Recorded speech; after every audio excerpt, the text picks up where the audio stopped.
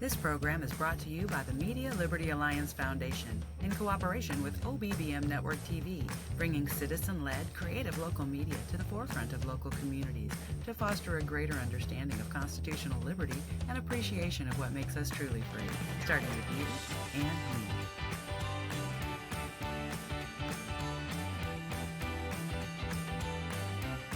The Zach Rateliff Show is brought to you by Mortgage Financial in Texarkana, Exceed Health Clinic on Mall Drive in Texarkana, Elmwood Custom Goods, and Church on the Rock, Texarkana. That's churchontherock.org.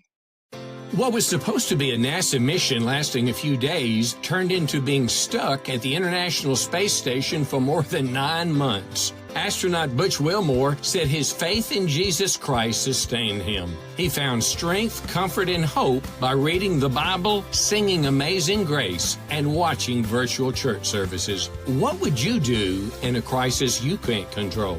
I'm Pastor John Miller. Visit me at churchontherock.org.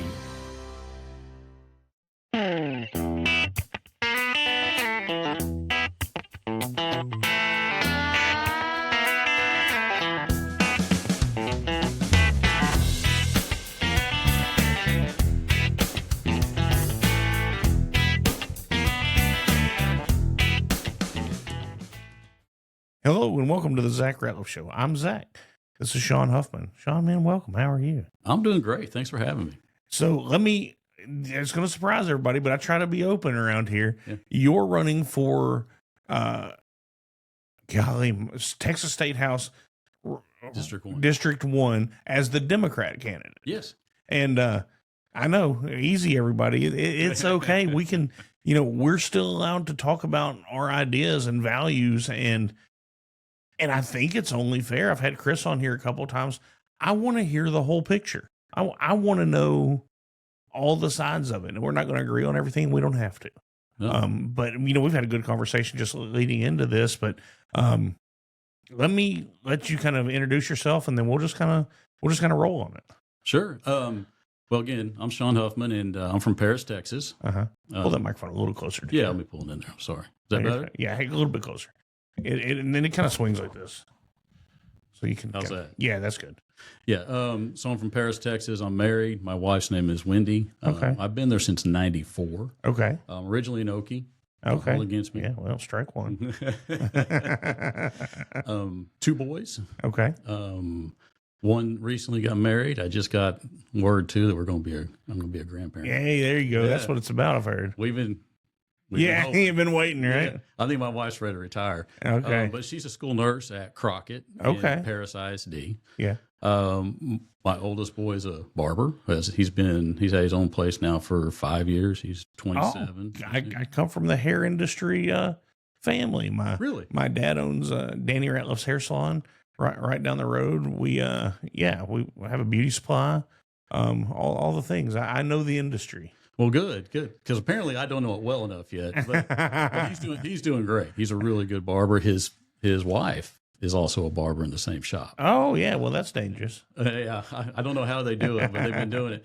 Plus my brother's a barber over here. A Harry Armadillo barbershop. Really? Yeah. Well, we'll talk more after. Okay, yeah, for sure. I might need a hookup on the supplies. Yeah, we can make that happen. We also own a barbershop in Sulphur Springs. Okay, cool. Pit Stop Custom Cuts. Doesn't have anything to do with the kids. We just saw it and own it. And yeah, I don't know if that was a smart Is that decision. down on the square down there? No, it's across from the Fix and Feed. Okay. Gilmer. And the only reason I know about all that is, well, I was telling you during my political campaign, I discovered Sulphur Springs, and man, just what they've done around there. It's a great place to go. Downtown is incredible now. Yeah. Right. And what they've done there, I think if we could replicate that in a lot of different areas, it'd be amazing. Yeah. Paris and other areas. I know they're working on it. So. Yeah. Sure. Anyway, continue on. I'm sorry. No. It's my youngest, Zachary. He works in Oklahoma City. Works for Love's Corporate. Okay. He's engaged to be married, so we don't know when that's going to happen yet. But they are engaged. The ring is there. Yeah. So, okay. But as far as just, I don't know how much personal history you want, but whatever you're comfortable to give. Like I spent 20 plus years in sales management, car business. Okay. I've run trailer dealerships. Okay. I've worked for Load Trail. I've worked for Iron Bull Right. Dealer Development.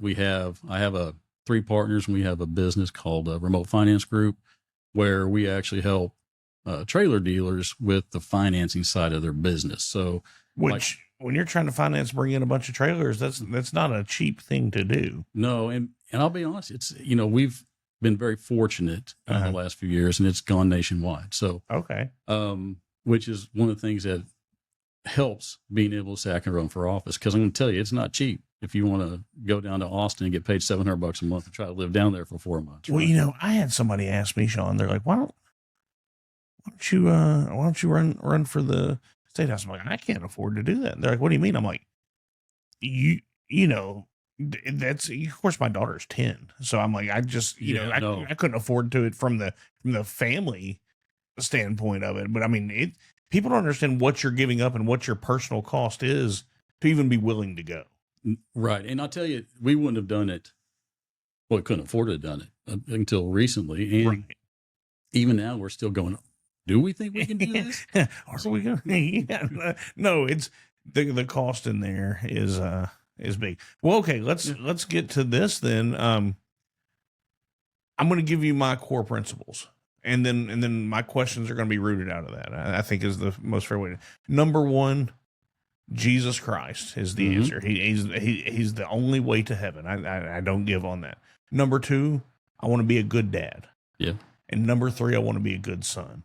So that's what this whole show is rooted around. Is that those are my principles. So any question I bring you is rooted in there somewhere. We don't have any issues yet. Right.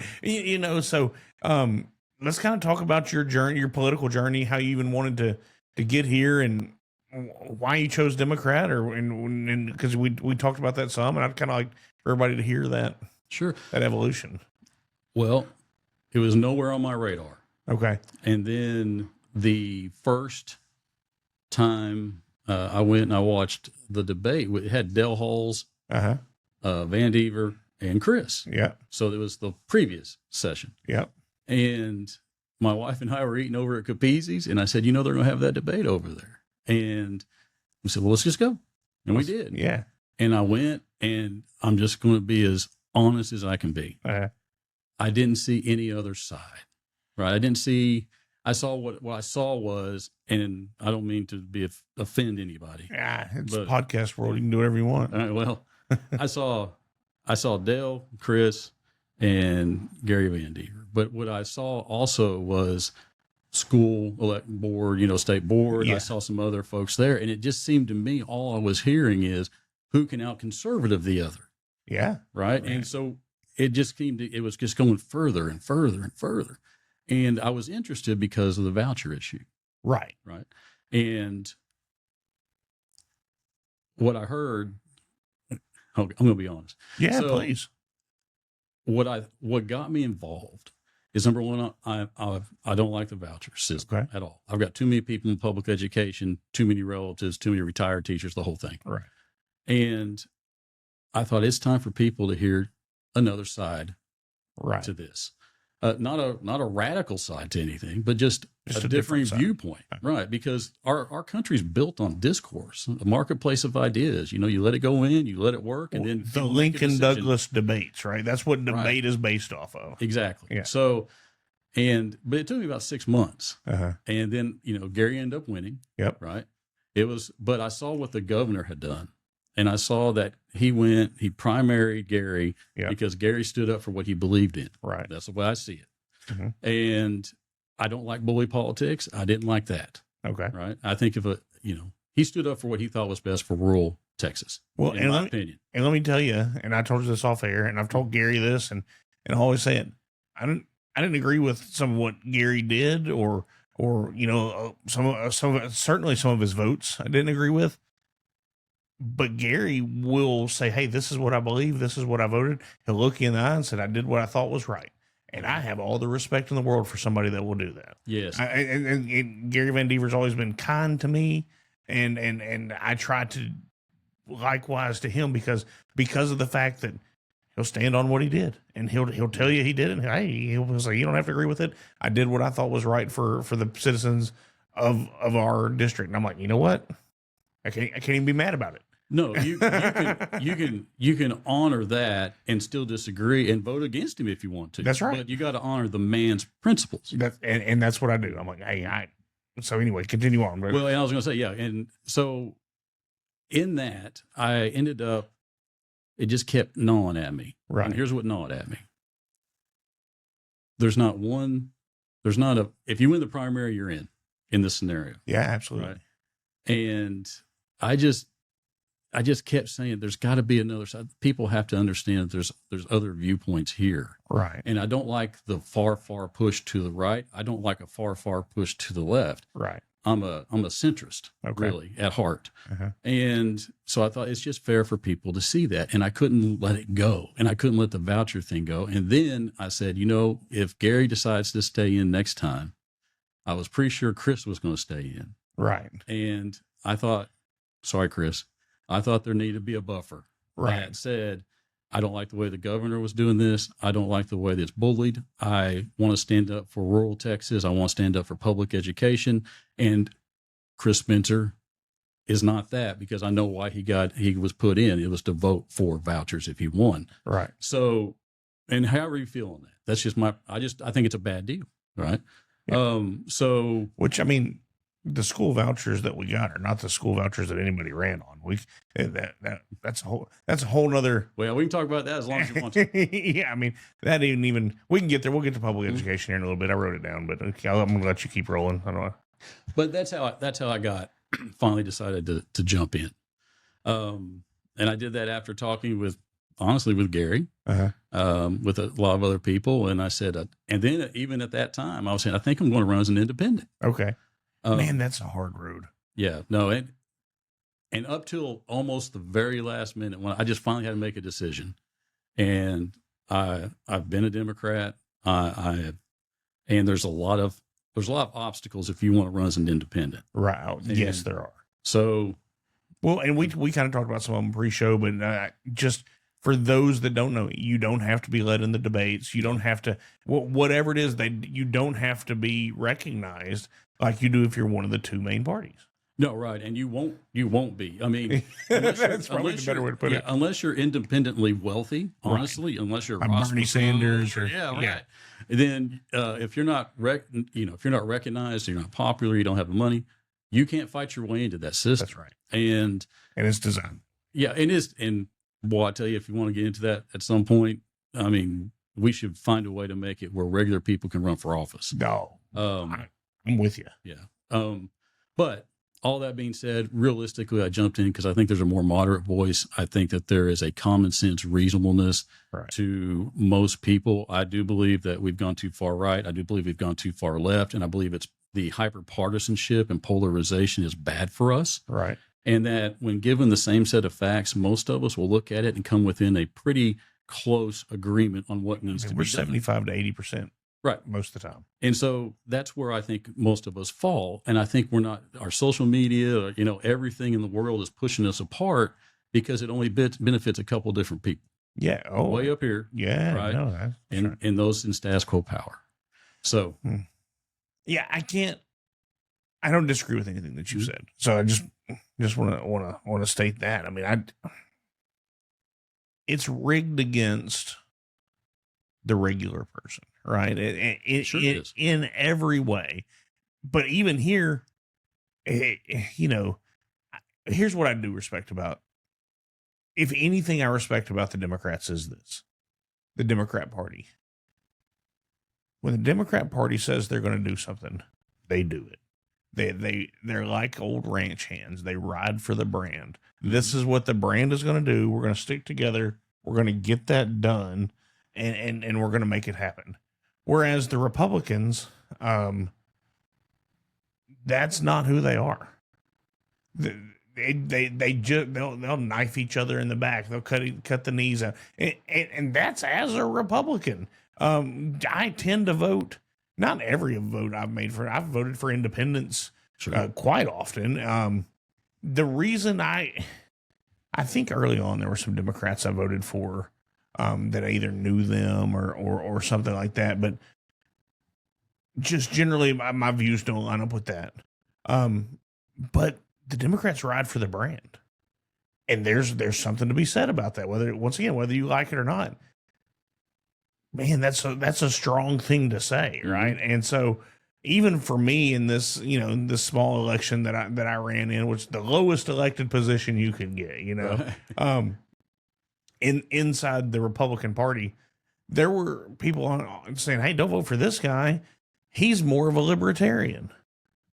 I'm like, yeah, that's right. That is who I am. Other than the free basing meth or whatever. That's how the libertarians always mess it up. They're like, I can get behind a lot of what they say until you're like, oh yeah, but we want something crazy. Well, hey, I mean, it's the same way right now with the DSA, the Democratic Socialists, right? Yeah. I heard one of the presidents of that party or whatever, or we're saying, yeah, we can get rid of the Senate, we need to get rid of prisons, we need to do this, and I was like, whoa, yeah, are you kidding me? Now watch what'll happen, Steve. It'll get tied to me somehow. Well, but because Democrats ride for the brand, right? But at some level, right, it won't. It's not who most of the Democrats that I know that's the way they would think. Well, I'm glad you brought that up because let's go there. Because my grandmother lived in Hope, Arkansas. Mm-hmm. My grandfather sold watermelons my whole life. Her dad at one time had the world record largest watermelon ever grown. We're watermelon people. Bill Clinton could do no wrong in my grandmother's eyes. Yeah. However, if you'd have written down 100 things that she believed and a Republican believed, they'd have agreed on 98 of them. Of course, like all elections, after Clinton was made to look a lot more conservative once the Newt Gingrich forced them to balance the budget and all of those things. But a lot of those Democrats have since become Republicans. Mm-hmm. And so, but there's a vote out there somewhere. So when you say you're not the far left, and how do you differentiate yourself from the DSA, the Democrat Socialists of America, or because socialism, that's not good. And so I didn't know how we're going to get there, but I'm glad you led us into it. Like, how do you differentiate yourself from that, I guess? I think whenever you look at political parties like the DSA, that's fairly new. That's not even, I'm not even talking about what I heard wasn't even like Bernie Sanders type stuff. No, it's way to the left. Yeah. Which Bernie Sanders, when you're left to Bernie Sanders, it's an issue. And these issues do not make sense at a level to me. Right. Now, we want to talk about healthcare and some of these other things? Yes. I mean, we can talk about that. But how I differentiate myself is just by people hearing me. Right. I'm not running for president, and I'm not running for the Senate. It's not a Tallarico Paxton battle. Right. I'm running to represent people in HD1. Right. And I'm running to represent everyone in HD1. So however you look at it on a ballot, whether it says Democrat, whether it says Republican, you just have to look at the person before you look at the party. Right. And that's what I hope people will be able to do and know that whenever I'm elected, all that partisan stuff goes away anyway. I'm only here for the party of HD1. Right. So I'm going to represent you. I'm going to represent the rich. I'm going to represent the poor. I want to do what's best for everyone. Now, what happens when we get at those national levels, like you said, it's just right with the brand. It's cultish. It's right. They're going to fight each other. Republicans fight each other, like you said, on certain things. Let's just look at the last race. Mm-hmm. What happened? What was said about both Josh Bray and Gary Van Dever? What was said? He's rhinos. Oh, yeah, right. That's a split within your own party. They're saying they're not Republican enough. Which, just so you know, I've started calling rhinos the Democrat wing of the Republican Party. It's just easier to put it that way. There you well, but that was said. Rhino this. And they both called each other rhinos, which was well. Actually, I don't know that Josh Bray said that. I don't want to say that. I don't recall him saying. Yeah, that. Yeah. I don't want to say that he said that but rhino was out there for sure. But when that becomes your rallying cry, right, we're missing issues. Now, I think obviously there's a reason why we're saying. I mean, they're saying, and I'm not here to defend any of those guys. No. I'm just saying, but the race on its own becomes so nasty so quick that everything else gets drowned out. I agree with right? that. And we should be talking about things. We should be talking about healthcare, property rights, education, all those things. Yeah. And like you said, I think most of us are closer on those issues than anyone wants to admit or that we're being allowed to see. So I think that's right. My problem is when I say Democrats ride with the brand, if you see me checking it just to make sure our streams of every now and then. No, we're fine. When I say Democrats ride for the brand, it is okay, but we're going to have something like boys and girls sports come down. Well, if you're going to be required to vote with the Democrats on this, in the last 5 years, they hadn't voted the way I like. That's why I don't vote for them. All right, so let's talk about that. Okay. So I guess required is a strong term. yeah. Well, whenever I was down at the Democrat convention, right, in Corpus, I didn't hear that once. Right. I do hear probably it all, smart. I know I do hear no, but I mean I hear about it all the time outside of whenever I'm talking with other Democrats or just people I think are independent or moderate. Right. When I hear that question, it's always coming from what I consider far right, or it could be far left, Far support for or against. But as far as I'm concerned, I don't agree with it. Right. Right. I'll tell you, I don't have a problem. I think you can be who you want to be. You're. I think consenting adults can do whatever consenting Exactly adults want right. to do. That's my standpoint on it. So whether transgender this or what, the issue for me on that is it's not the social issue of it. It's not the be who you want to be. I won't support anyone in sports that takes PEDs, steroids, or anything else that gives them an unnatural or even a natural advantage. In my opinion, transgendered women, right, who are men playing in sports, have an advantage. Right. So I just don't think it's fair. I think ultimately I think it's less about the social side of it or what you believe. It's more about the fairness issue. I mean, there's a great argument to be made in that. There's no one else arguing the other way. Right. Transgendered men in men's sports, right? You have women playing men's. No one argues that. And I would be okay with it. Go try it. Right. But the other way, yeah. Fundamentally, we all want to see things that are fair. Right. Right. So I'm not going to tell you can't be who you want to be. Right. I'm just going to tell you, let's keep that part of it fair. So in that issue, when we're talking 10 or 20 people in NCAA or whatever it is, it's not it's healthcare. Let's work about that, and these small issues just get blown up. And for me, it's being a girl dad is I never want an instance where there's going to be a boy in her bathroom. Now, if one, that's just. But we've always been that way. There's nothing different, right? I mean, I've always that law to me, or I understand the thinking of it, but there's never been a time where some guy couldn't dress up like a woman and go into a bathroom. That's right. Well, you're absolutely right. So we as dads have to be on. We don't let our girls go to the bathroom by themselves. That's right. Mom goes with them. We go with them. My boys didn't go to a bathroom by themselves till they were probably old enough to go. I'm okay now. It's interesting that you say that because my daughter and I travel a pretty good bit over each summer, but she's going to be 11 in September, so she's getting older, and I can let her out and we can test the waters here and there. But when she was little, it would very much be me opening a women's restroom and saying, "Hey, is there anyone in here?" Yeah. And then, yes, I would say, "Oh, I'm sorry, I've got my daughter." And then when they come out, I'd say, "Is there anyone else in there?" No. And then I would stand on the inside of the door and then let her go into one of the stalls. And then as a woman would come in here, I'd say, "Hey, my daughter's in here. Just, and they'd say, "Oh no, it was never." But it's the way you handle it, right? It becomes an issue. It's hyperbole. It's exaggeration. We don't need armed guards at bathrooms. We need parents to do what they're supposed to do. We've always been doing that. Yeah, right. Yeah, we need parents. Okay, I like it.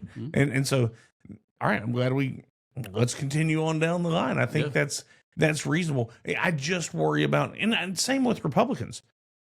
Well, kinda.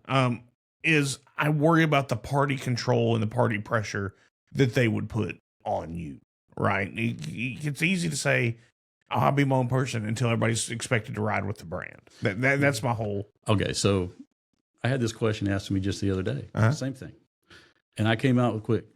He asked me if you were the deciding vote on something, right? all Democrats are one way, all the Republicans are the other.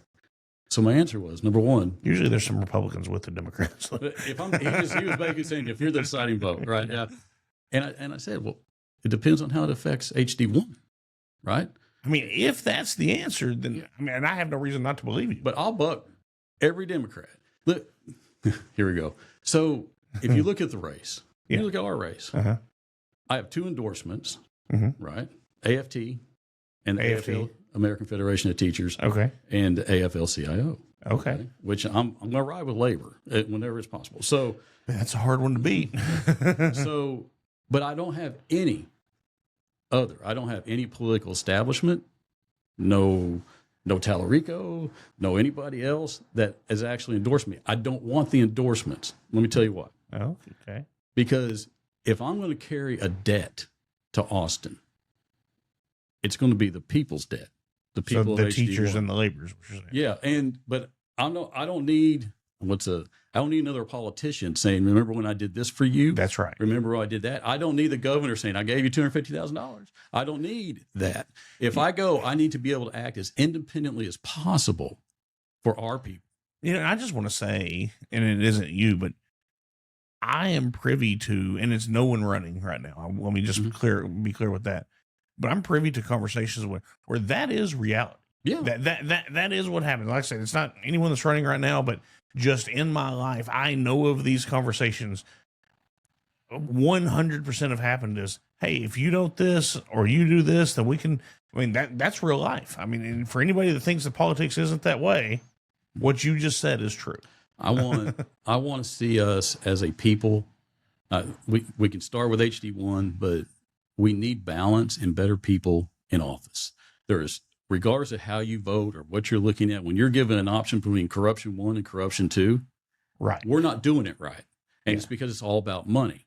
So I don't want to carry that. I'll carry the people's debt. I will do it every single time. You want to endorse me, someone else here, it's local endorse, that's fine. I don't need the establishment or the swamp's endorsement. I'm only here for you. So, which leads me to, we're going to beat this Democrat horse a little bit, and then we'll get into kind of your stances on some stuff.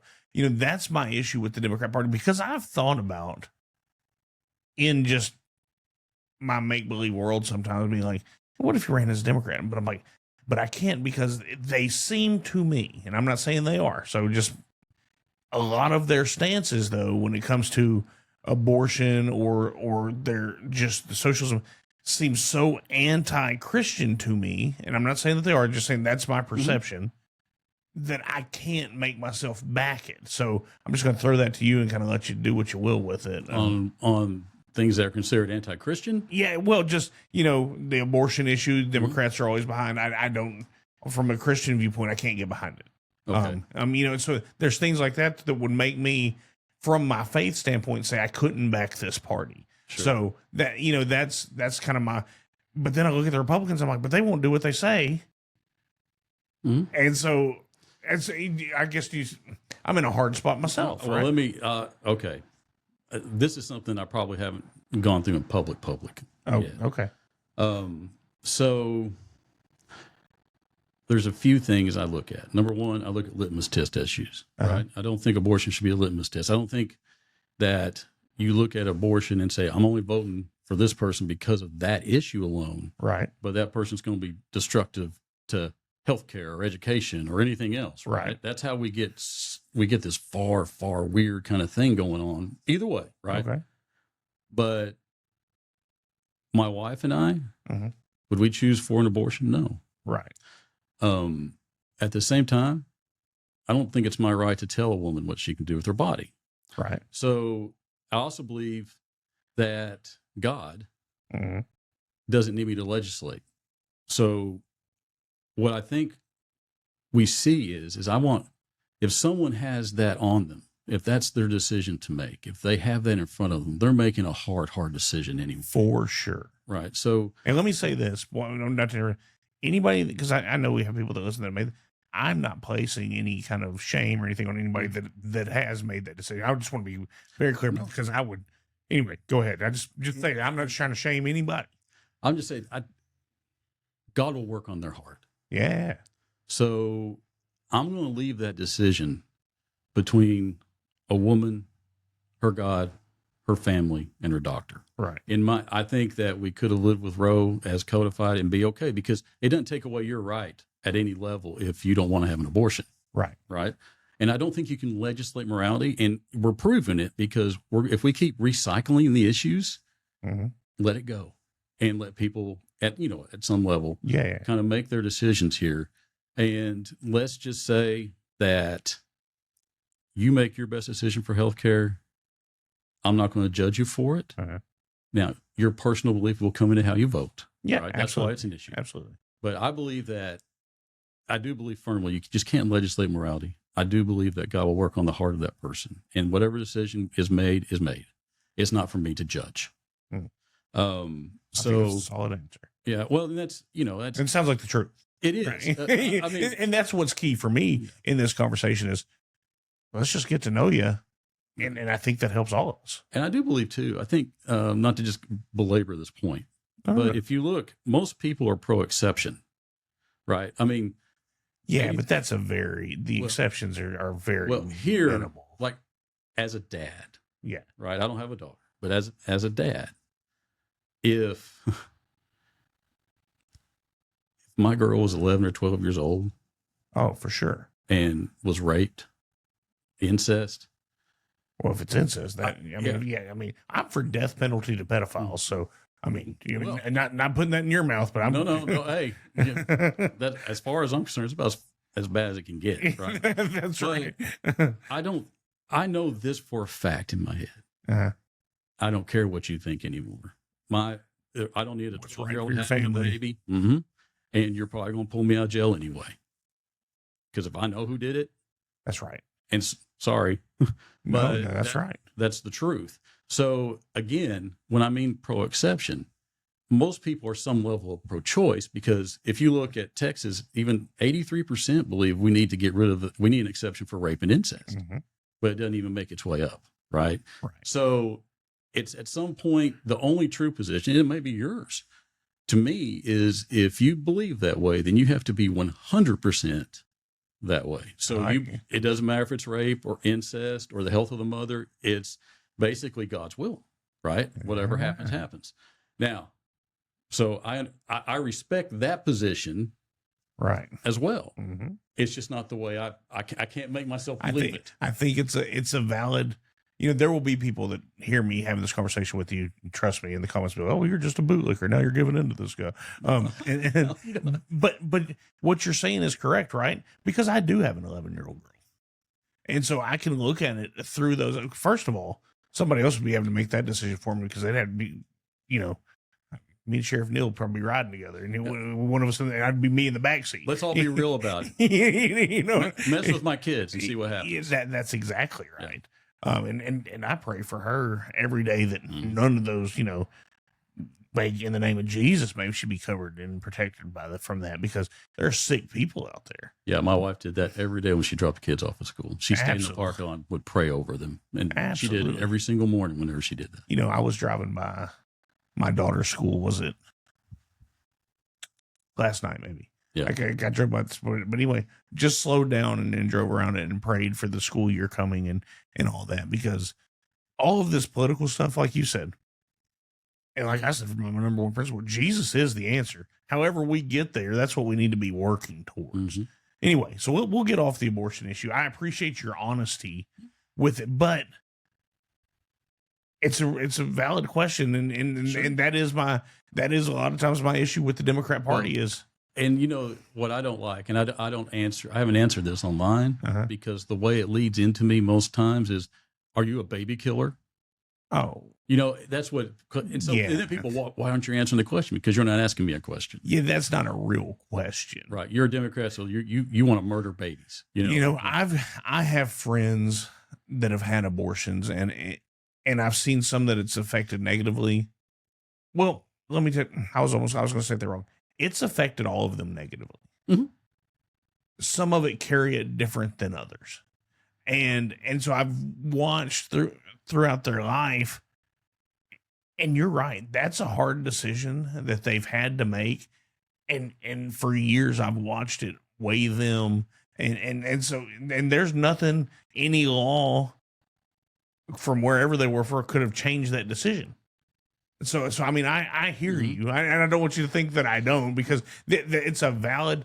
I'm not saying I get behind it. I'm just saying I hear your point, because anybody that knows somebody that's gone through, and we all probably do and don't realize that we do.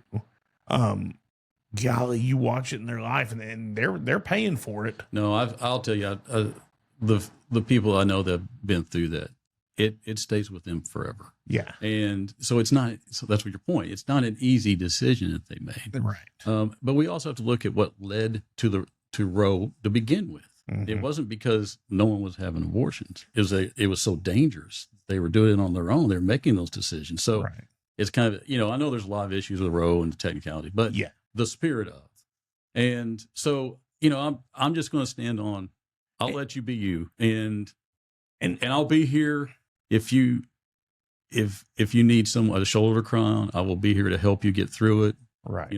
But it's your decision to make. You talk to God, you talk to your doctor, you talk to your family, and that's what it is. And my point on that is, I'm glad it got overturned. There are still states that you can hop on and go make it happen, because just like you're going to represent HD1, each state gets. I'm a states' rights person, so I'm more for, because it didn't necessarily do it with abortion. It just said, hey, give it back to the states on that decision. So yeah, and then we can have a federalism discussion of where you need it, but let's not get into that today. Well, because I mean, I'm also a get rid of the 17th Amendment person. Really? You going running for the state house, I believe a lot of this country's problems are fixed if you give control of the Senate back to the state houses, and you take away the popular vote. The way the Constitution, I'm sure you know this, the way the Constitution's set up is the state house sends your two U.S. senators. Well, if you have let's say you win the election, then you have a say in who our state senator is. And then that guy's up there doing something stupid, and then I have more access to you, a local representative, than I do to a U.S. representative, who there are fewer of, or the senator. Well, I can call you and be like, hey, Sean, man, what's this idiot doing? Yeah. And then you can call him. And then if enough of you guys in Austin were like, hey, this is a problem, you could recall him and replace him. That's the 17th Amendment. That's state power. So I'm more states' rights on that than, I don't care if you're Democrat or Republican or not. The state should have to. I mean, there's that Amendment 5. I get, or what I'm saying, but not amendment, but 15. Constitutional Convention. Yeah. Okay. Yeah. But I haven't dove into that real deep. And we don't have to go there. That's a whole derailing thing.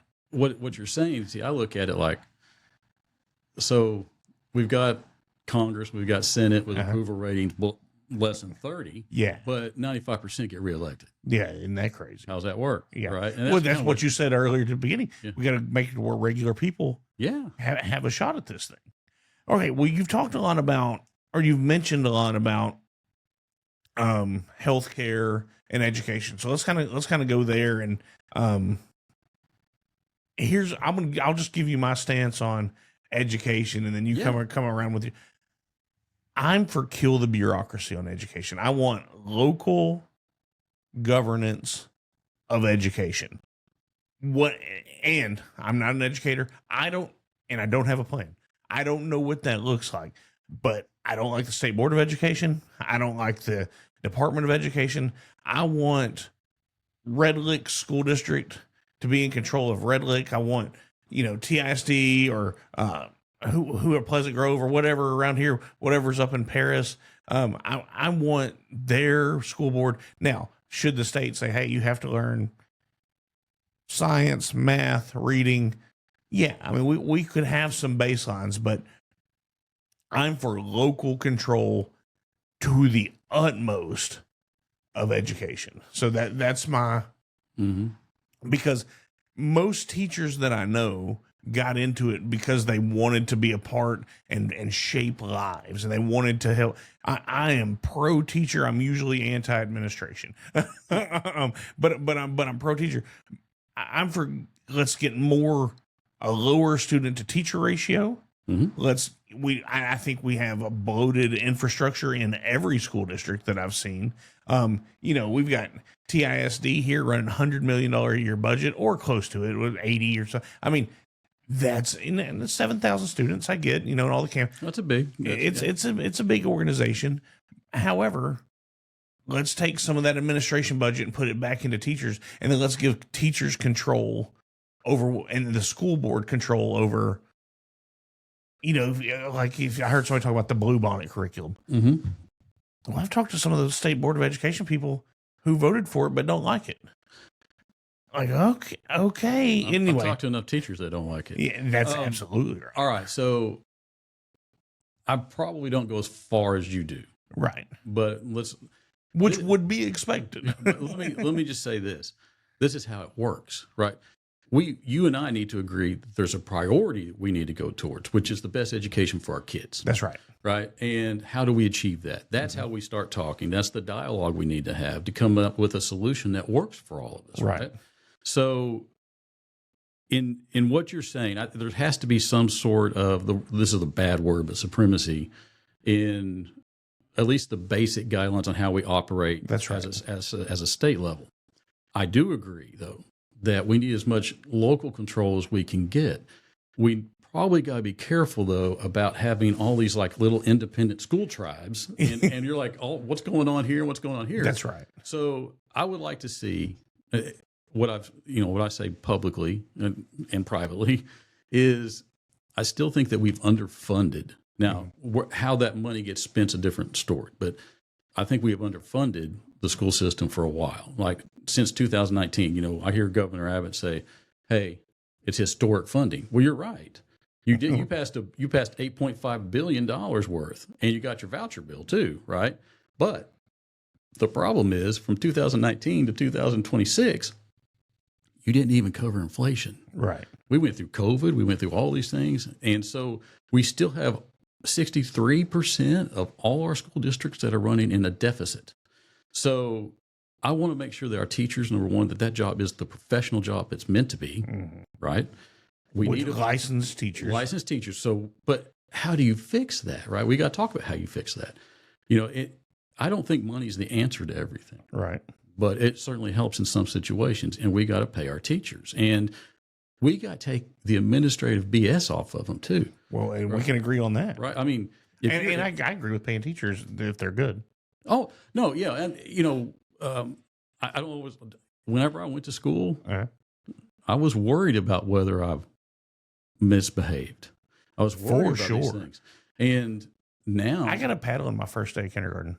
Good for you. Yeah, I got in a fight my first day, and Dad also put me in karate that same week. He's like, "This is gonna be an issue."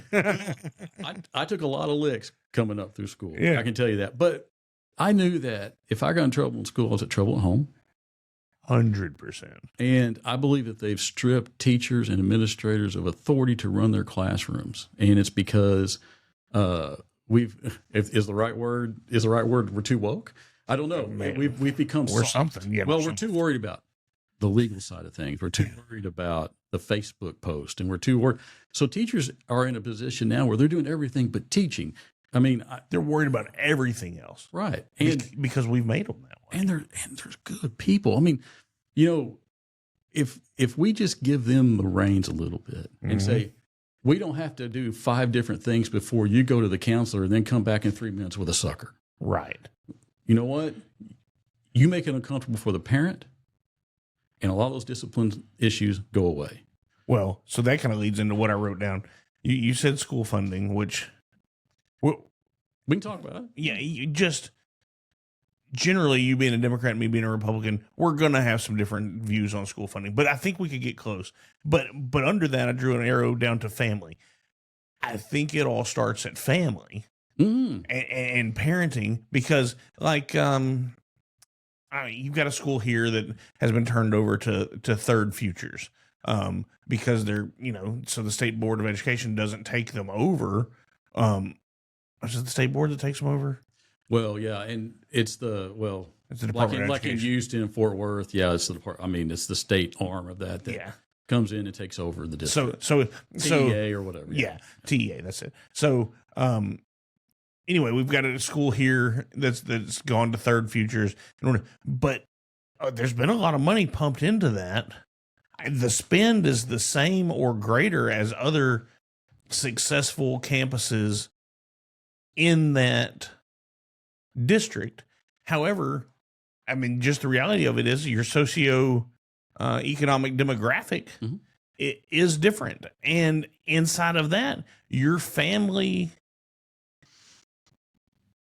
unit looks different. So I think the lack of family units leads to the problems that we're having in education. Am I okay? Yeah. I mean, we don't want to cast, a blanket that says everyone's this way. No, that's right. I mean, you've got a single mom that's trying to raise 2 or 3 kids that's working in fast food, right? That still raises good kids. So let's not just that's right. No, I can yeah. But, and I wasn't trying to be disparaging towards. No, that. I know what you're saying, but I just don't want to be. I don't want you labeled wrong either. But I think that yes, we can take a look and say here's some realities, right? Cedar Park, that's a different reality than downtown here or rural this. And if you live in a district that has certain socioeconomic realities, and I agree with you, parental realities, where if you have more grandmas raising kids than parents, all of that. That's a problem. So let's go ahead and adjust so that we take care of that. Now, does that mean that all of a sudden I need way smaller class size, or I need 2 teachers in that class, or a mentor and an apprentice, or teacher, or what does that need to look like? But that takes money. And well, okay, so if you're looking at funding, see, that isn't what I heard when I thought of funding. That it went through my mind. If funding comes to that, I think I could get behind it. Yeah. Hey, let's add another teacher. Let's add another teacher assistant, or but if it's let's give somebody else. Let's make sure everybody has a new computer every year. I don't know that that's the answer. No, and just so you see where you want to go in a different area. I don't think they need to be on the computers as much as they are anyway. That's probably right. We need to get back to pencil and paper because your brain works differently that way. Yeah. Not reading off screens, reading books, Right. But that's another thing. So I mean, you're not wrong though. The funding, like our base allotment went up $55. And it hadn't been going up forever. It was like a 61. Now it's at 6,200 and some change. And so you're talking about per student, $55. Yeah, your basic allotment at the state level. We're going to make an investment at probably up to 8,100, to be honest, and somewhere in that range. So we're at what right now? 62.55. Okay. To cover the inflation, we need a little breathing room. Right. That's what most teachers are going to tell you, or at least the administrators. But like you were saying, in my business, if I've got is my phone sorry? No, do we need to pause it? No. I just thought I was making noise. Okay. If in my business I'm having problems at a level over here, like with, I don't know, it can be whatever, cleaning the yards or whatever. Right. And I need more people. I don't hire another boss. That's right. Right. So that's what you're saying. Yeah. So I think their responsibility still has to be there fiscally. Right. Absolutely. With reality, do you need superintendent's level? Do you need this person here at $300,000 a year? Do you need four, 5, or 6 more people at an executive type level or a management level, or do you need more boots on the ground? I would tell you right now, you need more boots on the ground. But coming from a business environment, I'm not anti superintendents making good money, because if you have someone else running a $100 million a year budget somewhere, they're paid for their expertise. Yeah. So, I mean, I'm not saying they should. This may be a bad example, but no. And I just wanted to clarify. I didn't think that's what you were saying, but I'm okay. I'm okay with people making what they deserve. Yeah, I agree, and they should. And I think that's where we've run into with teachers as a degree professional, and then you look at the same other professionals in the same area. They're making way less than they. Right.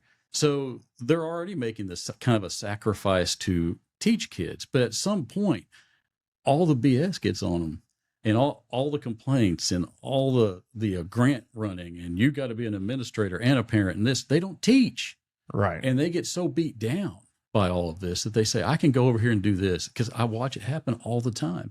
And it's not I'm not an expert in education, Right. but my wife works at a school, Right. and my brother-in-law, sister-in-law, they're all in education. My father-in-law, my mother-in-law, So you're going to talk about it at Thanksgiving. I've been hearing it for 30 years. So I got Thanksgiving conversations like that too. There you go. But and these are all really good people talking about what the problems are. And, whenever you have someone that goes in and takes the job and then is gone in less than a month, the problem's not necessarily with them. So you got to create the environment that allows kids to learn and allows teachers to teach. Well, and that's why, you're absolutely right. And that's why my thing is, okay, there's something broken somewhere in the red tape. Mm-hmm. I'm not in it. I can see it from the outside. I don't claim to know how to fix it. So the only thing in my mind is, it's just like at your business or at one of our businesses. Okay, let's go to the floor. Let's ask them what the problem is. Yeah. I would be, let's just go ask the teachers what the problem is and then work on that problem. I would not. I've said, and if I'm going to Austin, right, I'm not going there because I want to rub elbows with the powerful people. Right. That's the truth. I don't care about parties and all that kind of stuff. What I'm really excited about is being able to rub elbows with the experts, the people who have been doing this their whole life. Right. And politics keeps getting in their way, and you can't really get the solution that they're after or the right thing. I want to be able to go in, and I'd like for you and I to be able to sit down there, talk to experts, look at it in a vacuum and say, what is the best course of action? Then figure out, how do we sell it, right? But let's get the right answer first. Yeah. And the problem is we don't get the right answers first. They're saying, oh yeah, great. And then they say, what's politically viable? That's exactly right. And what's politically viable is not necessarily what's best on the ground. And I would not talk about education or try to put a policy in place without having teachers from HD1 and administrators involved in that. I would want to know what they tell me that is. Now, you need to have discernment. You need to be able to go, okay, that may be a little crazy. Right. But because then you're going to get into the whole library discussion and all the books in there. And, I don't like banning books necessarily. Right. But if they need to be banned, if you can't read it at a city hall, you shouldn't be able to read it in a library. I'm with you. Right. I mean, but here's the problem. Everything gets thrown too far out of whack. That's right. Right. Next thing you know, now it's Dr. Seuss. Right. So use your brain. Or the Bible. Or the Bible, yes. Because go ring Song of Songs. Yeah, you can find everything you want to in the Bible. You can find, like I said. But I don't want it banned. No, I don't want anything banned that's reasonable, right? But however, that's reasonable because there's a lot of unreasonable. The problem is that's subjective. What's reasonable that's exactly right. Yeah. So I trust librarians. They have a degree. And if they get out of whack, that's why we have school boards. That's why we have. That's your local control. Right, your local control. And I'm worried. I don't think I'll go there yet. I think because lead the way, and we'll or don't. I mean, we have policies that are being championed that I believe are taking our local control away, and no one's paying attention to it on every level. I think you're right. If you're a fan of local control. You're going to some people don't like this. That's okay. You have to really look at saying, I'm going to get rid of property taxes. If you're a fan of local control, you really have to watch all your funding for schools going to Austin. That's exactly right. Because we can talk about property taxes all day. I am against property taxes in every way. Yep. And 25% of wherever school you are in Texas comes from their budget. 25% of that comes from property taxes. At least. Yeah. Well, on average, it's 22 to 27. So if that's the case, that's my one give up anyway. We've already given control to Austin on this. So let's just go ahead and eat that property tax and go ahead and let them fund it 100%. And so we can, that's my answer is they're already funding 75% of it. Let's just go ahead and let them fund 100% of it. But right now, see, you and I are looking at different, or whenever I look at the flip, it is that the localities are putting more money into education than the state is. So we should probably look at that, right? Yeah, right. Because I've got it flipped at 70-30 the other way. Do you? See, I've got it at 70 coming out of Austin. It may just be, but we're looking at. Yeah, what we're looking at, yeah. right? But because that's the thing with numbers, we can. Yeah, let's just put it this way: over the last however long, the responsibility has flipped more from the state has given less and less to the localities for schools. Right. Okay. So, but again, I like to see it probably 50-50 at this point, which if we raised our base allocation, that'd probably get there. Right. But I do not want 100% of my funding coming from the state. And here's why. Because then they tell you what to do. Well, because I've noticed too much of our politicians being punitive. Right. Okay. I'm going to send it over here, but not over here. We see it at the top level. And you see Donald Trump do it all the time, right? Well, we're going to cut this funding for, whether I agree with it or don't, because sometimes I do, but that is what they do. I mean, right. And we shouldn't be punitive. You can't, it's a situation. And then it makes it too easy for, like we were just talking about, them to come in and take over this district and take over that district. Because if you don't do what I tell you, guess what? That money's at least delayed, right? You're going to hurt, and you're going to run into where you're basically going bankrupt. And then guess what I get to do? Whatever I want. That's right. And if we want local control, then we have to find a way to make sure that funding stays as local as we can make it stay. And I understand we can talk about project, but you and I don't want to pay more tax than we need to. No. Right? I don't either. I own property. And I'll acknowledge that there's some level of taxes that we have to pay for government to do government things. Yeah. So I'm not a all taxes theft type person, but I am a too much taxes theft type person. Well, I think, like I said, anything in excess is not good.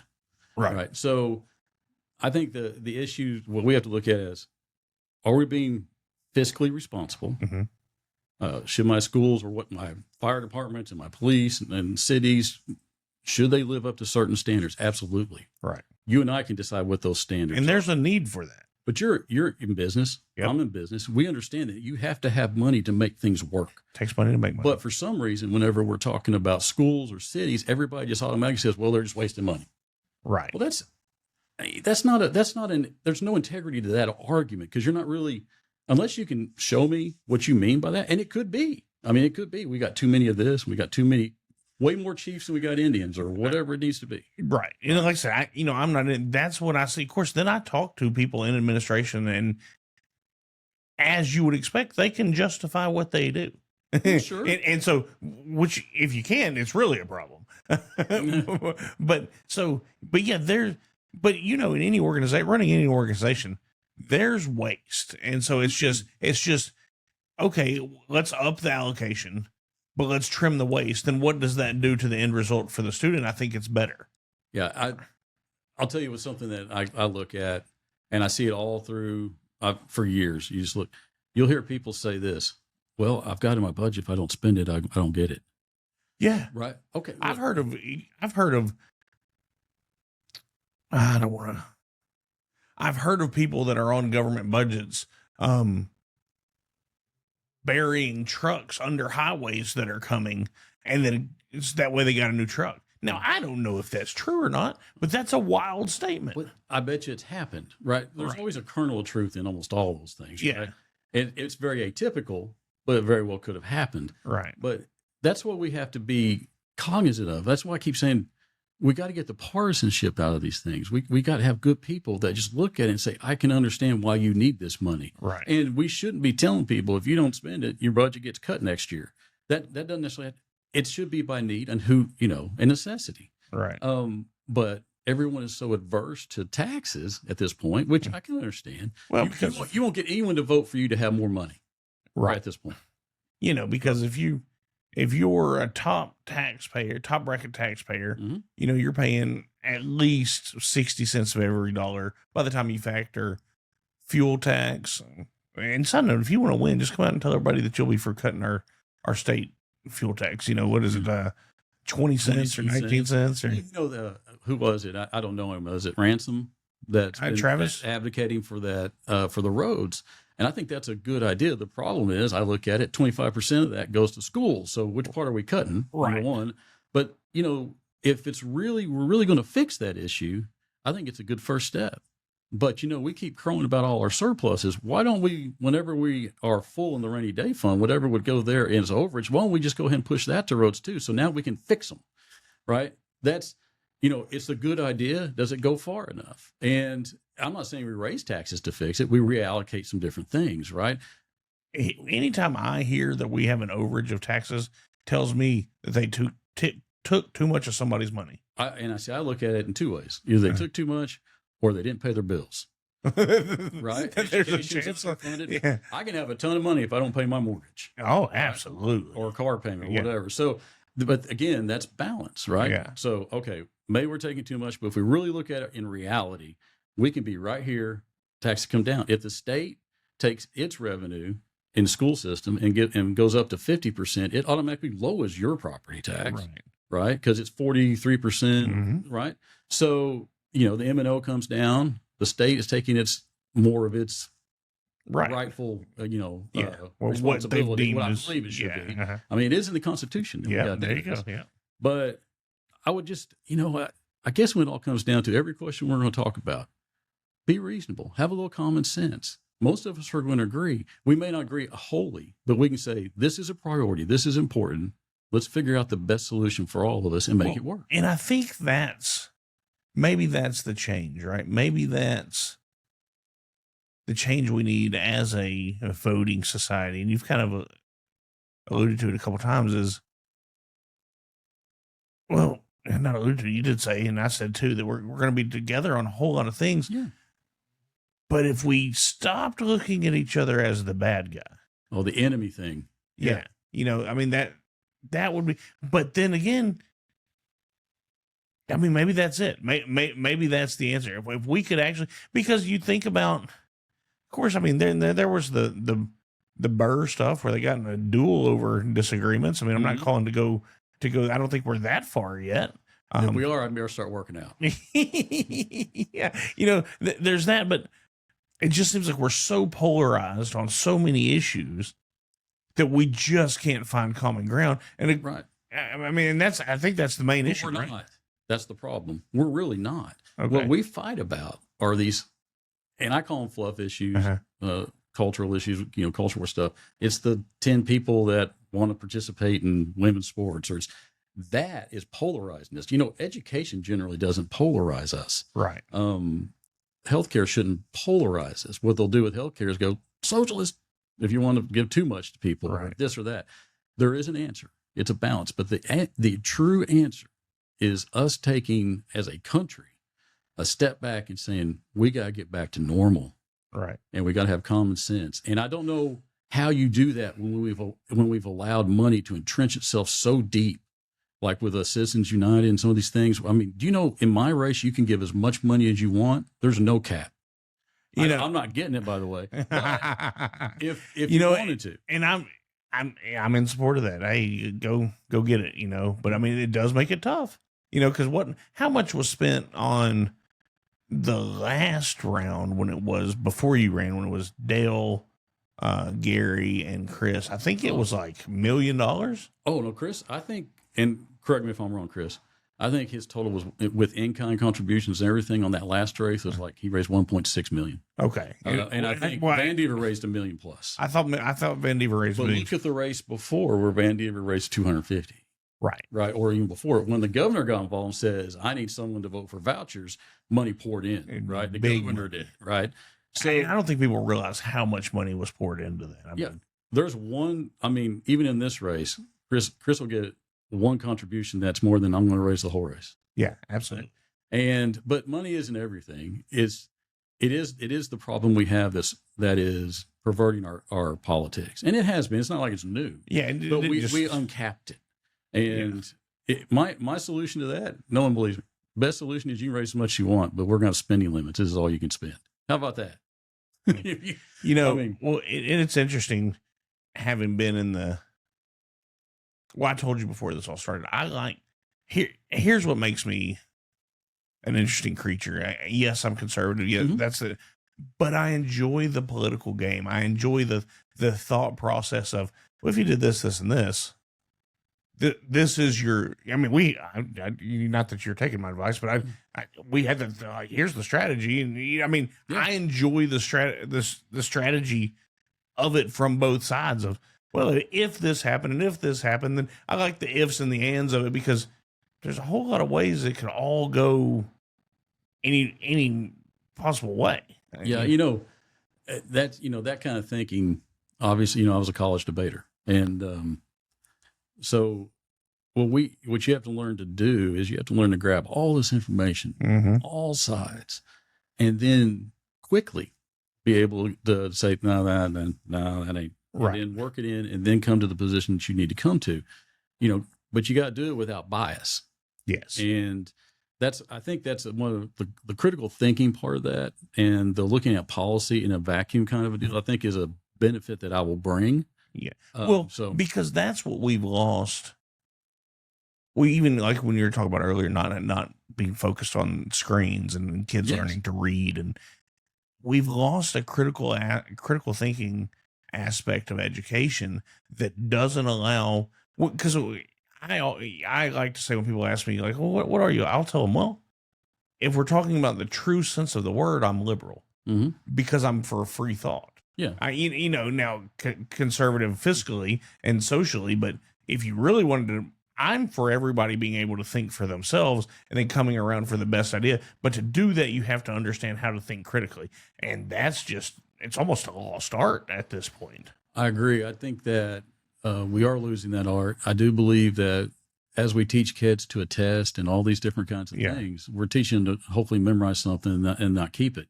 I'm for teaching kids how to think and not necessarily telling them what to think. Right. And then you have freedom of thought. You can read different things, you can learn things, and you can then put that all together into a cogent argument or a solution. And even if it's not right, at least it's well thought, and you should be able to try to defend that. And then you have someone else on the other side, hopefully, that's doing the same thing. Right. Once that's done, you should come out with something that works. And now it seems utopian, maybe. But that's what we're supposed to be doing. You and I could sit down in a room for a while, talk about a topic, and you can say, no, I've got this, and I think this, and here's these arguments. But we should be able to come out. We should have the same priority, though. That's right. And that should be the betterment of HD1. There you go. As simple as that. And then after that, the betterment of Texas. And after that, I mean, that should be. Texas isn't electing me. Right. HD1 is reelected. And that's every person in HD1, even if they don't vote for me. Yeah. That's who I represent. Well, and then once again, though, that's the hard part with, well, even in this last congressional session, right, the Republicans then went and made into the committees, and they had the committee chairs. Well, then the co-chairs or whatever they were, or the vice chairs, those were all Democrats. I don't like that. Because one, I felt like the Republican Party was run by rhinos, and there's a whole thing. So I don't believe that the conservative principles that I voted for were enforced. Now, a lot of people will tell you that the last legislative session was one of the most conservative sessions there's ever been. But the things I wanted to see through didn't necessarily happen. So that's why I'm like, if you're not going to do what I want, let me just go look and see if there's some other views that align with where I am. That's why I like a Doc Pete Chambers or a whoever else might go, because the party didn't represent me anyway. Well, and I think, again, those type, like the Doc, right? I never saw him speak. I know who you're talking about. Yeah. Because if I went, people would run me out of there probably. No. But you need someone like a Doc, and you need, other folks, because those ideas need to get into the discussion. That's right. Once that is had and we come with a solution, then we all get behind that solution and go forward. Right. Unfortunately, that's just not the way it's working. And I think that full one party rule is a problem. And I've even said in a speech, right now I'd say elect down the line as much as you can, just to get balance back into our legislature. Right. But if you look at someone and they're a Democrat, you look at someone that's a Republican and you're a Democrat, but the Republican character, integrity has a better idea, vote for the Republican. Right. Watch this. Don't you clip that, Chris. Yeah, but you understand what I'm saying. Yeah. Right. And flip it the other way. If you're a Republican, but you know the better choice, the person that's truly going to work for you and the people is on this side, vote that way. See, and that's just so hard for me to wrap my mind around when I hear And because here's the problem. Here's the problem with local politics. Is not every, and it's even from the school board. What our school board race had 500 people vote in it or something, So this is the problem. People don't pay enough attention to HD1 or to the school board or to mayor or city county. It's just, it's a sad reality that we're in. So then what you're hearing, what's framing the argument is, the DSA or whoever say it's national propaganda. Oh, sorry, national propaganda that is being pushed down to the local level that has nothing to do with it. So then when I say the Democrats ride for the brand, I mean that when you hear someone come out and say, "Oh, we're going to give statehood to DC and Puerto Rico," and these issues that have nothing to do with HD1, but I know that that's what the Democrat Party represents. So I'm against it up there. So I'm going to be against it down here. So that's what you're fighting. Yeah, it's hard to separate. Yeah, I get that too. And I flip around, I look at it the other way. I have a problem with anyone that is a low character, and I think has low integrity or is corrupt. Right. And we've got it on both sides. Both sides. So I think people, once we break through, if we ever do, once we do that, our politics and our results are going to get way, way better. And we won't have that hyper-partisanship and polarization. We'll get back to where it used to be whenever I was growing up. Right. I disagree with you on this. I'm a Democrat. I'm a Republican. Yeah, let's go have a beer. Right? I mean, we can talk about it. We're still buddies. Like you said, though, the enemy factor now is they are defining it as you are the enemy to be vanquished. Right. Bar none. And both sides are doing that. Right. And when you get involved with that, it's just like on a football team or anything else. My job's to beat that other side. Yeah. Right. And no matter what. And then we get into a problem of now the ends justify the means. And we just get a little nuts. And we can look at it because it's easy to say, because I was not a John McCain fan at all. But it's easy to say, well, he did it, and you can come up with some. But just to show the other example, the Democrats have nationally John Fetterman right now. And he's taking some I won't even say but more stuff that aligns closer with the Republican Party. However, he votes 100% with the Democrats. But he's taking a lashing over it, but it's the same. And I'm not trying to go into national politics with you, but it's the same thing that keeps happening. Okay, there's a couple things I want to also cover. And I think let's stick to the immigration side of it. Okay. I'm in education, but having to do with immigration. I'm sorry. Sure. Effectively, right now, our border's closed. One of my best friends came over when I was in second grade, spoke no English. His dad carried him across the river. He was as legal as you got. He has since become a citizen, votes, is a business owner, has a business actually all across the South. I'm real proud of the life that he and his family came and made. So from that aspect, I am anti-illegal immigration. I don't like having open borders. I don't like that you can come here and just automatically become a citizen. I don't like these things. However, with him as an example, I also have a heart and say, man, these people became citizens, made a life, have employees, are productive to our society. I'm glad they made it before they got picked up and hauled out of here. So it's a hard road for me where I can see both sides because I'm anti-illegal immigration because I don't think we should have them because I don't want to have to. I don't like the argument that some have on the right and the left of, well, you can pay them less. Well, that's slavery if they don't get all the rights and then you don't have to pay them as much, but you expect them to do the work. I'm not for that.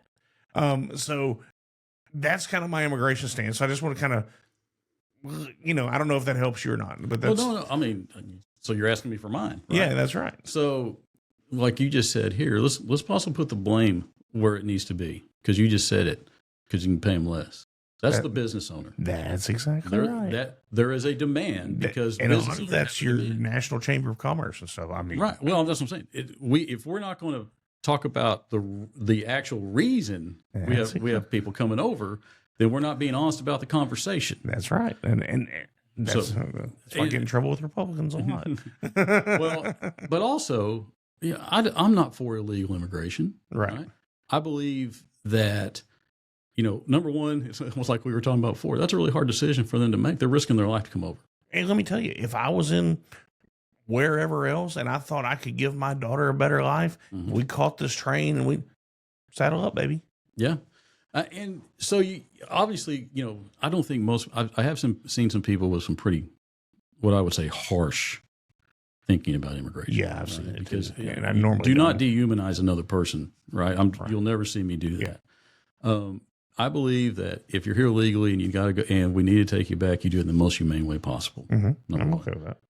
Number two, the problem is that we don't have a fast track system for people to become, because most of the majority of, let's say, if you want to call them illegal or immigrants that are working with us now, good people, working hard, paying taxes they never get to see a benefit from. And people will argue with me about some of that, but they don't. Well, they're paying sales tax or whatever. Social Security gets paid in, right? I mean, if they have an ITIN, but they don't benefit from it until they're citizens. So let's fix this issue, right? We need to know who's coming into our country. We need to know how many are coming into our country, but we also need people to come into our country, because I can tell you from personal experience, whenever a lot of folks that are immigrants that end up being pushed out of a job, it doesn't necessarily get backfilled by Americans, because these jobs, and they won't do it for the same money. Right. That's the business side of that deal, right? So we have to tackle the business part of that, regulate it. We're probably going to have to spend, if we want people here, which we need for our labor base, then let's make sure that we have the court streamlined, all those types of things to make sure we can get people here. Because when they have to wait 10 years to get their court date or however that, and they're coming back and forth and doing what people have asked them to do, right? They make they show up, they hit their appointments, they tell them where they are. Of course, we don't want to be grabbing them and throwing them back across. Yeah. Right. And so just be humane about it. Let's look at the real need economically there. Because when you look at, taxes at $97 billion going in that we're immigrants basically are taken care of. Texas, if you got rid of every illegal immigrant or undocumented, I hate using illegal, but it is. I mean, that's what we're talking about. Yeah. But or undocumented, our economy collapses. Well, you've got, quick. I'm in the real estate segment. You've got 2 million housing units owned or rented. I think this might just be rented by illegals. So you get rid of all that, there's an issue, right? We've lost property tax. We've lost there's a lot of money that goes away. But however, rent prices drop drastically pretty quick because people are going to start trying to fill it. The supply, the supply side economics. Yes, supply side economics on that. But so there's that. But on the other side of it, your car insurance is higher. Your healthcare, which you talked about a couple of times, is higher because there's not insurance. They're not paying, and a lot of times we have to take care of it. And I'm not saying we shouldn't, but then nobody pays that bill. So that's the negative impact of it as well. Well, yeah. So there is an issue with uncompensated care for hospitals. Obviously, if you're undocumented or here illegally, I know a lot of people think there's a lot of services being given out, but most of what you're talking about is uncompensated care. That's right. And there is, of course, the education issue where, if you're in our country, I don't care how you got here at this point and you're here, I'd rather have you educated. So let's just, but, mostly I think the right answer for us is to recognize the benefit. Let's just make it easier necessarily to get, so we get our tax dollars out of it and everything else. I can be with you pretty close on it. If you're already here and you're already participating, okay, let's find out a way for you. Like that's what I'm trying to say. If you've been here 15 years, let's pay some back. You probably owe some income taxes. Let's get that figured out. Let's come up with a plan. Now, if you've murdered somebody or you've committed crimes, get out of here. At some point, it's a privilege to be here. I would say it's a great privilege to be here. If you're a criminal, you got to go. Right. You got to go. And for somehow we've got statistics that tell us how many criminals are here. So why are they still here? I mean, we get statistics that tell us. Yeah. So you don't know where they are, but you know how many there are, right? That's exactly right. But I'm with you, right? If you've been here and you're working, and your nose is clean, absent the misdemeanor of theoretically being over here, right? Then let's just find a way to let's make it okay, right? And if you want to like charge a citizen fee or something like that, whatever. I see that's something I'd be open to talking about, right? That's how you get these things solved, right? The problem, but is, we all have to get off the. I have to get off the. Hey, I'm Republican. You have to get off the. Hey, I'm a Democrat. We have to say, okay, this is an issue. Mm-hmm. We're not really going to get rid of 30 million people. I mean, didn't 30 million in Texas, but it's 5 or 6 or 2. We're just not going to. Yeah, it's not reality, right? And like you said earlier, through critical thinking, you have to already know that that's not an honest conversation if that's the one we're going to have. Right. Oh yeah, we're going to get rid of all these people. No, we're not. That's just not reality of the situation. But we can say, okay, let's have a pathway. Let's charge some back taxes or have a payment plan. Look, right now, I mean, I'm going to talk to my accountant next week. It's going to be, did I pay enough taxes through my quarterly taxes, or do I need to go ahead and set up a payment plan, or what? Yeah. I mean, you can do that for me, so you could do that for others. Sure, like I said, have an ITN or whatever. Man, I think we've covered pretty much what I wanted to cover and all that. Let me give it to you and just kind of say what you want to say before we get out of here. I appreciate you coming in. I appreciate you being open to the conversation. I definitely hope you don't feel like I tried to do the gotcha game. That was not the intent. I feel like we agreed. I feel like we agreed a lot on where we could go. I'm for having open conversations. And I think you are too. Yes, it's scary. The Democrat Party scares me. It is my honest answer. Sure. I think I can be honest and say I'm scared of some of their national policies when it comes to whatever we've talked about, abortion or socialism or whatever. But to have someone that says, "Hey, I'm not necessarily tied to that, so I'm tied to HD1." Okay, let's have that conversation. Sure. So I'll turn it to you. I'll let you close this thing out. Well, I think again, thanks for having me. Oh, and there was no gotchas in there. That's conversation. Yeah, right? That's right. And that is the conversations that we all need to have with each other to get this thing fixed. Right. So if I'm lucky enough to be elected, there's a couple of things for sure. I'm going to act as about independently as you can act. I'm truly not tied to partisanship. I'm tied to the people of HD1. And so that's the first filter we're going to use. I'm not going to do anything I think is immoral, right? But I am going to look at everything I can in a vacuum that says, let's get that second hospital here. Right. How we do it, who do we got to get on board, and what's the best way to do it? How do we raise our wages here? And, because affordability is an issue, right? For HD1, how do we bring that business in here? How do we didn't even talk about data centers necessarily, but how do we, honestly, I thought about it a couple of times. I just try to stay away from it. Well, I mean, let's use as an example. Yeah. How do we coexist? Because that's one of those issues. They're coming to this country. They're coming. How do we manage that?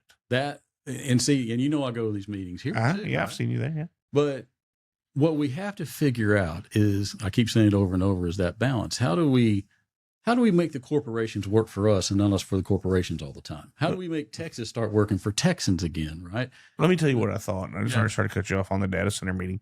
When I walked in there and saw you in there, I've only been to a couple because I have another meeting. I go to the Patriots meeting on which you should come. I've asked. Consider yourself invited. Well, I said, this was a while ago, and I said, well, let me put this out there. I'll go anywhere and have a discussion with anybody. Okay. Simple as that. If they say, hey, come, I'll show up if I can make it. I don't care if it's Republican, Libertarian, Democrat. Actually, to me. Bowie County Patriots has no, we generally are Republicans, but we're for Christ-centered, following the Constitution. So, and whatever that entails. But yeah, you should come. I'll, they might shoot me down. I mean, I'm not the grand poobah of it all. But anyway, I walked in there and I saw you at the meeting. I thought, it's a good move. And then I saw Chris there too. But I was like, this is where these guys need to be. This is where this is what's concerning to the people right now. Sure. And we have to be very diligent about what's being told to us about what I want to happen versus what truly is happening. So we got to be careful. That's my issue, and I'm not going to try to drag you into all that. Is there's a lot of information out there, but that doesn't mean it's all the correct information. Right. So let's get the right information before we make a big mistake on something. Now, like we were talking about, I still think the data centers are coming, right? Yeah. But they don't need to be right in my backyard, right? We need to figure out what makes it safe. How do we get the most out of that? The revenue, the tax revenue, the jobs that might be involved without it destroying my water. Yeah. Those types of things. So, you don't want to be anti-growth, right? Which I'm not, right? But we got to be responsible growth. And responsible means both to our whole city and our people, as well as to be who we want to be, which is we want our cities to thrive. We want the tax dollars. I'd love for a ton of money to fall into education or healthcare. I mean, that's a real possibility with these data centers coming. The taxes that they could bring and put into the public schools around here is astronomical. Right. But not at the expense of the people. That's right. Not at the expense of our natural resources. Yep, that's right. Okay, if somebody wants to look into you, get a hold of you, how do they do it? Well, you can just go to HuffmanForHD1.com. Okay. You can reach me out through there. Campaign at HuffmanForHD1.com. Okay. I mean, all my stuff's pretty much out there, but that's the best way. And then I've got a Facebook page. It's the same thing. Right. That's how I got you. Yeah. I probably do know somebody that has your number, but it's easier just to message you. To be honest, my website is pretty static. It's not but in my Facebook page, that's where you'll see the videos and that kind of thing if people are interested. But you can always reach out directly to me. I know I can't pass out 100,000 cards here, but my cell phone number's on my card. So yeah. Well, you're free to come back and let's do this again as it gets closer to election. I've enjoyed this. I think it's a conversation that people need to hear. Yeah. Even, from two differing sides, I still think that's what makes this country great is the First Amendment, that we can talk, that we can share our views. So let's do it. I'm open to you coming back anytime you want to. I'm open to doing it as well. The conversation's important, and we just got to focus on the realities of what we need to get done. It's all right. All right, everybody. Sean, thank you for being here. You bet. All of you have a good day. I hope God blesses each and every one of you today.